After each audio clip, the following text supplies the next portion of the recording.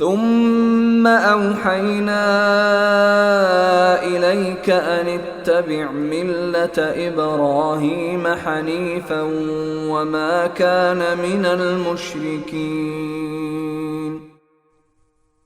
پھر اے پیغمبر، ہم نے تم پر بھی وحی کے ذریعے یہ حکم نازل کیا ہے کہ تم ابراہیم کے دین کی پیروی کرو جس نے اپنا رخ اللہ ہی کی طرف کیا ہوا تھا، اور وہ ان لوگوں میں سے نہیں تھے جو اللہ کے ساتھ شرک کرتے ہیں۔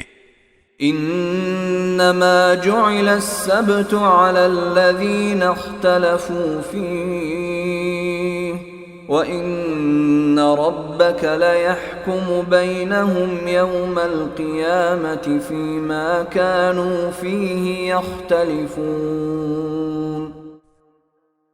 سنیچر کے دن کے احکام تو ان لوگوں پر لازم کیے گئے تھے جنہوں نے اس کے بارے میں اختلاف کیا تھا، اور یقین رکھو کہ تمہارا رب قیامت کے دن ان کے درمیان ان تمام باتوں کا فیصلہ کر دے گا جن میں لوگ اختلاف کیا کرتے تھے۔